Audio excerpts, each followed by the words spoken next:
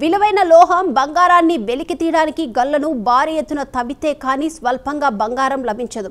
అయితే శాన్ ఫ్రాన్సిస్కోకు చెందిన startup marathon fusion మాత్రం న్యూక్లియర్ రియాక్టర్ నుంచి బంగారం తయారు చేస్తామని ఘంటాపథంగా చెబుతుంది. భవిష్యత్తులో తమ ఫ్యూజన్ ప్లాంట్ల నుంచి వచ్చే న్యూట్రాన్ ప్రవాహాల నుంచి వచ్చే పాదరసాన్ని బంగారంగా మార్చగలని ధీమా వ్యక్తం చేసింది. 1 గిగావాట్ రియాక్టర్ ద్వారా ఏటా 5 టన్నుల బంగారాన్ని ఉత్పత్తి చేస్తామని, అయితే ఈ బంగారాన్ని చల్లబరచడానికి 18 ఏళ్ల సమయం పడుతుందని వెల్లడించింది.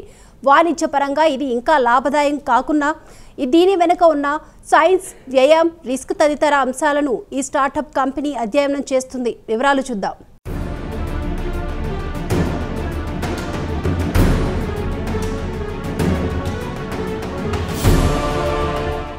శాన్ ఫ్రాన్సిస్కోకు చెందిన ఒక స్టార్టప్ కంపెనీ తాజాగా న్యూక్లియర్ రియాక్టర్ ద్వారా పాదరసాన్ని బంగారంగా తయారు చేసే అవకాశం ఉందని కనుగొన్నట్లు ది ఫైనాన్షియల్ టైమ్స్ ఒక వార్తను ప్రచురించింది.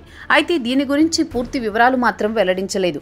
న్యూక్లియర్ ట్రాన్స్మ్యూటేషన్లో ఒక మూలకం లేదా ఐసోటోప్ను దీని కేంద్రకం నుంచి ప్రోటాన్లను చీల్చి సమర్థవంతంగా వేరొక దానిలోకి మార్చడం ద్వారా బంగారు రేణువులు లేదా పార్టికల్స్గా మార్చవచ్చునని చెబుతున్నారు. అయితే ఈ సిద్ధాంతం పేపర్పై చూడ్డానికి బాగుంటుంది. దీని గురించి తాను మాట్లాడిన తర్వాత ప్రతి ఒక్కరూ చాలా ఆసక్తి కనబరిచారని department of energy plasma physicist Ahmed Diallo చెప్పారు.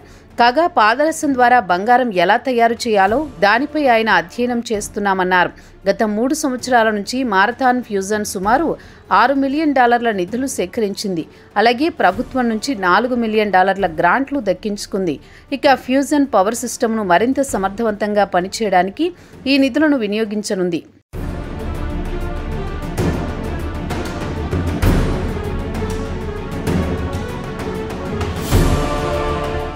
అయితే సూర్యుడి నుంచి విడుదలయ్యే పాజిటివ్ ఎనర్జీ ఎంత అనేది దానిపై ఇంకా స్పష్టత రాలేదు.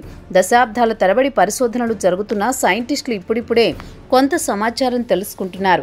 అయితే ఫ్యూజన్ పాయింట్లు మాత్రం సూర్యుని శక్తి ద్వారా వాటికి అవసరమైన దానికంటే ఎక్కువ శక్తిని ఉత్పత్తి చేసే పాయింట్కు చేరాయని సైంటిస్టులు ఇప్పుడిప్పుడే గుర్తించడం ప్రారంభించారు. దీనిపై అధ్యయనం చేయడానికి సైంటిస్టులు బాగా కష్టపడుతున్నారు. దీనికి కారణం హై ఎనర్జీ రియాక్టర్లో పనిచేయడానికి సైంటిస్టులు చాలా కష్టపడుతున్నారు. ఈ ఏడాది ప్రారంభంలో మారథాన్ తన దృష్టిని అణు పరివర్తనపై మరలించింది. పాదరసం ఐసోటోప్ మెర్క్యూరీ 198ను ఫ్యూజన్ రియాక్టర్లో ప్రవేశపెట్టి దానిని పాదరసం 197గా మార్చాలని ప్రతిపాదించింది. ఇది రియాక్టర్ లోపల ఫ్యూజన్ను గ్రహించడానికి ఉపయోగించే సంప్రదాయ ఇంధనాలకు అదనంగా ఉంటుంది. ఉదాహరణకు లిథియం, హైడ్రోజన్ ఐసోటోపులుగా చెప్పుకోవచ్చు.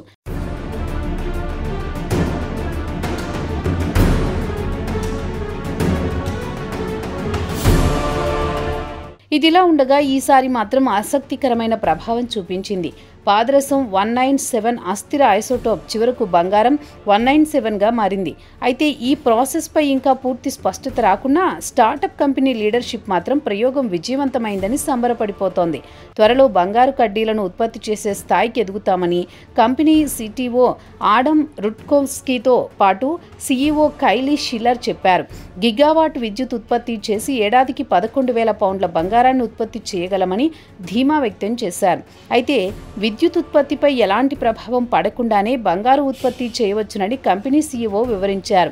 దీంతో ఫ్యూజన్ పవర్ ప్లాంట్ రెవెన్యూ రెట్టింపు అవుతుందని సీఈఓ ధీమా వ్యక్తం చేశారు. కాగా అతి వేగంగా జరిగే న్యూట్రాన్ రియాక్షన్ వద్ద పెద్ద మొత్తంలో బంగారం ఉత్పత్తి చేయవచ్చునని రుట్కోవ్స్కీ వివరించారు.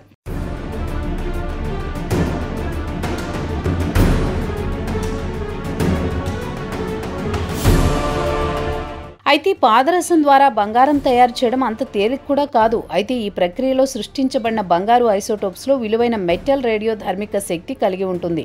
అయితే వాటిని సురక్షితంగా నిర్వహించడానికి సుమారు 14 నుంచి 18 సంవత్సరాల పాటు నిల్వ చేయాల్సి ఉంటుందని చెబుతున్నారు.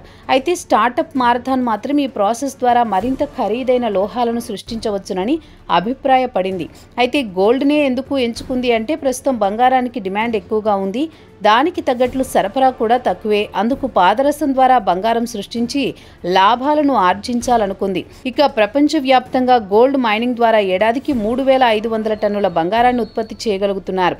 ఒకవేళ మరిన్ని ఫ్యూజన్ రియాక్టర్స్ అందుబాటులోకి తెస్తే మార్కెట్లో బంగారం వరదలా వచ్చి చేరుతుందని మారథాన్ టీం వాదిస్తోంది.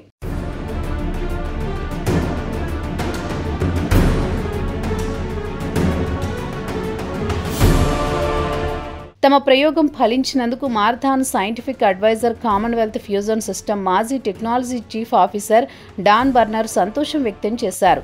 ఇప్పటి వరకు సైంటిఫిక్గా దీని గురించి పెద్దగా అధ్యయనం చేశాం, ప్రస్తుతం ప్రాక్టికల్గా అనుకున్న లక్ష్యాన్ని సాధించామన్నారు. ఇంజనీరింగ్లో పలు సవాళ్లను ఎదుర్కొని నిలబడ్డామన్నారు.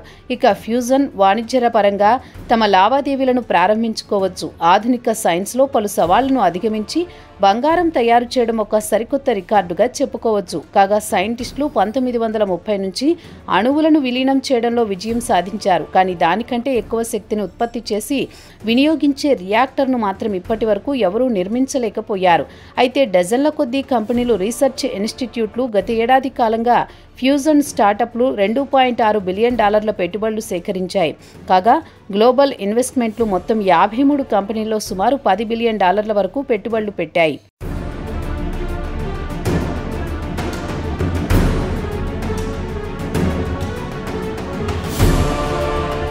ఇక మార్థాన్ ఫ్యూజన్ విషయానికి వస్తే 2023లో స్థాపించబడింది. ఇప్పటి వరకు $5.9 మిలియన్ ప్రైవేట్ ఫండింగ్ సేకరించింది. దీంతో పాటు $4 మిలియన్ అమెరికా ప్రభుత్వం గ్రాంట్ల రూపంలో కేటాయించింది. దీంతో పాటు కంపెనీలో ప్రస్తుతం డజన్ల కొద్దీ ఫుల్ టైం ఉద్యోగులున్నారు. కాగా గత ఏడాది లండన్లో జరిగిన బ్రేక్ త్రో ఎనర్జీ సమ్మిట్లో మారథాన్ ఫ్యూజన్ బిల్గేట్ ముందు కొన్ని ప్రెజెంటేషన్లు చూపించాయి. ఆయన కూడా ఆసక్తికరంగా గమనించారు. అయితే న్యూక్లియర్ ట్రాన్స్మ్యూటేషన్ ద్వారా బంగారం తయారు చేయడం కొత్తేమీ కాదు. ఈ ఏడాది ప్రారంభంలో సర్న్లోని భౌతిక శాస్త్రవేత్త లార్జ్ హోడ్రాన్ కలైడర్ కూడా అరుదైన హై స్పీడ్తో ఢీకొన్నప్పుడు లీడ్ ఆంటోస్ అంటే సీసం అణువులు బంగారంగా మారడాన్ని గమనించినట్లు చెప్పారు. అయితే ఈ పరిశోధనలు అత్యంత ఖరీదైనవి. పరిశోధన ద్వారా తయారు చేసే బంగారం వాణిజ్యపరంగా గిట్టుబాట్లు కావని చెబుతున్నారు.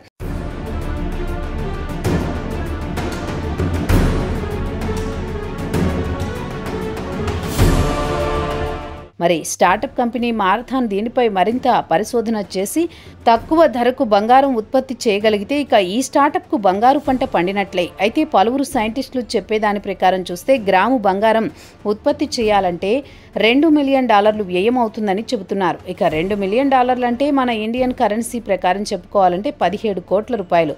మార్కెట్లో గ్రాము బంగారం ధర ప్రత్యేకంగా చెప్పాల్సిన అవసరం లేదు. కాబట్టి మెర్క్యూరీ లేదా పాదరసం నుంచి బంగారం తయారు చేయడం అత్యంత ఖరీదైన వ్యవహారంగా చెప్పుకోవచ్చు.